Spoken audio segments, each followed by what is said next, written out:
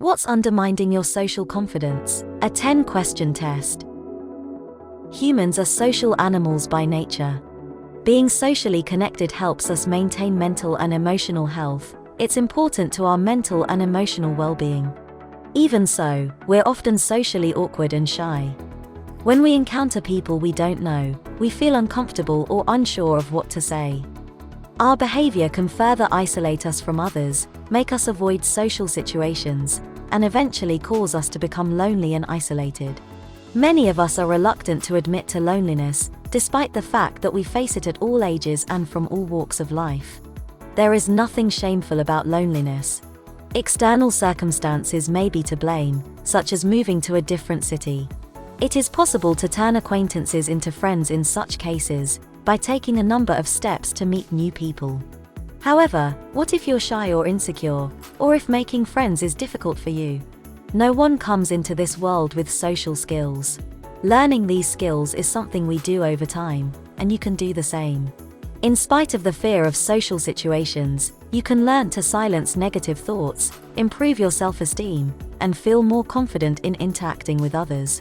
Although you don't need to change your personality, you can gain social skills, banish loneliness, and develop meaningful friendships by learning new skills and changing your outlook. To do this, it helps to first understand what is holding us back from socializing. Take our 10-question test to find out what's holding you back from getting back out there. At the end, we'll help you identify the mindset change that is necessary to reconnect with the enjoyment of socializing. Make a note of the answers that most closely apply to you, then have a count up and see which letter you have the most of. There will be a section at the end to not only help you identify what might be causing your social anxiety but also give you tips to overcome the issue. Number 1. In the aftermath of a social gathering, most of the time, you will A. Log into social media and upload a picture of you looking happy. B. Wonder what you dreaded so much about it. C. Realize how more sociable other people are. D. Check up with everyone to see if they are all happy. Number 2. Currently, you are more comfortable when you are around people who A. Don't worry about impressing others. B. Don't take life too seriously and make you laugh. C. Make the effort to reach out. D. Appreciate the effort you made. Number 3. You'd be more likely to socialize if afterwards you didn't feel so. A. Deficient. B. Tired. C. Empty. D. Resentful. Number 4. The greatest barrier for you is generally A. Self-comparison to other people. B. Feeling like you will not be able to handle things. C. Having a feeling of alienation. D. Being overly analytical. Number 5. Your ideal social gathering will consist of A. A well-planned and well-organized event. B. A low-key and last-minute gathering. C. Seeing an old pal. D. Making someone else feel special. Number 6. People you admire seem to A. Be unconcerned about what others think of them. B. Say no when they need to. C. Have a social circle that is established. D. Easily attract people. Number 7. Spending too much time alone leaves you feeling A. Pointless. B. Lazy. C. Ignored. D. Nervous. Number 8.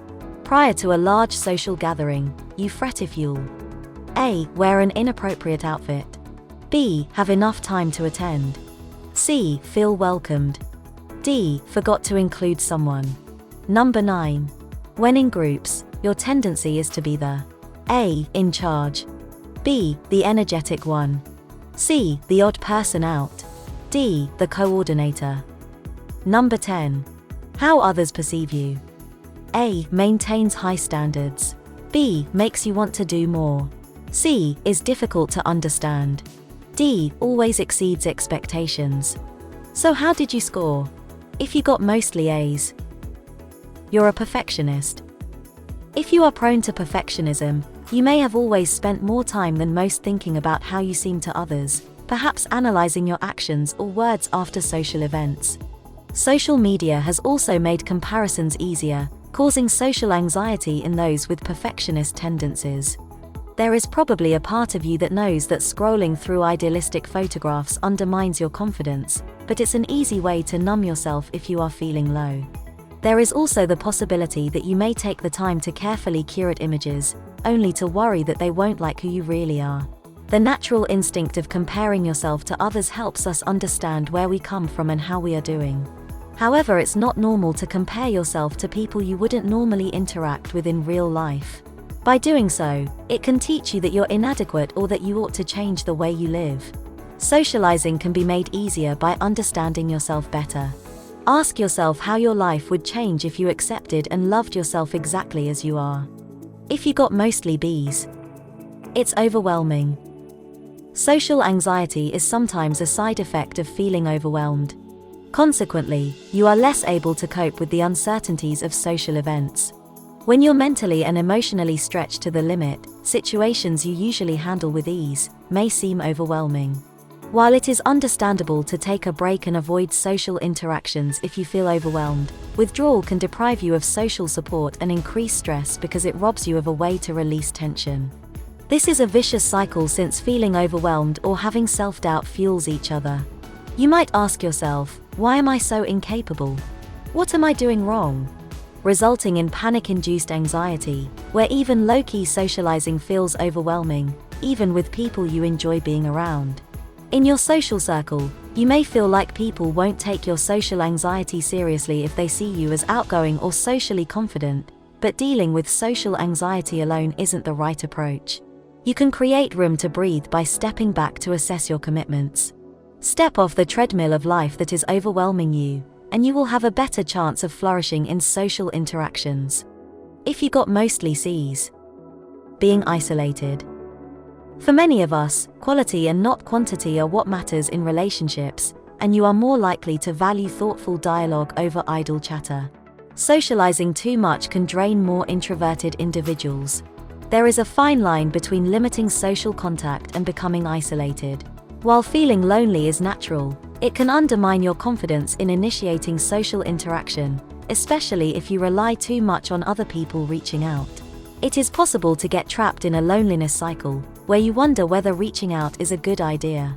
There is still a stigma associated with discussing loneliness, and it can feel as if you are failing to do something that everyone else has no trouble with.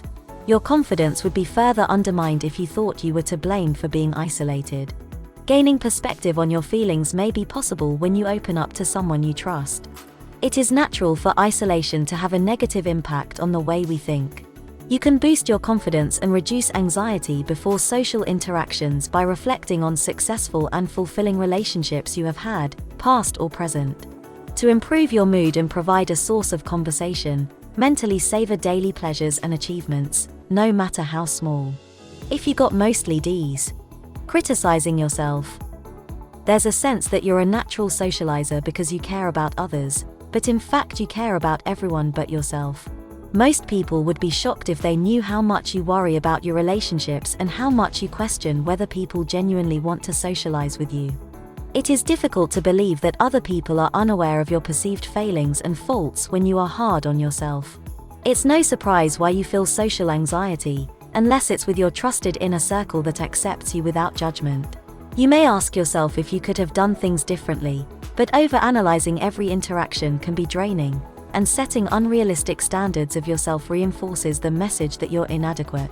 Knowing that you are needed or that you are the one organizing other people's birthday gatherings gives you a sense of safety. But when no one takes care of you in a similar way, even though you insist on not making a fuss, you become frustrated. You can add ease to your interactions by practicing self-compassion. Make your inner critic your coach, venture outside of your comfort zone, and you will not feel intimidated asking for what you need.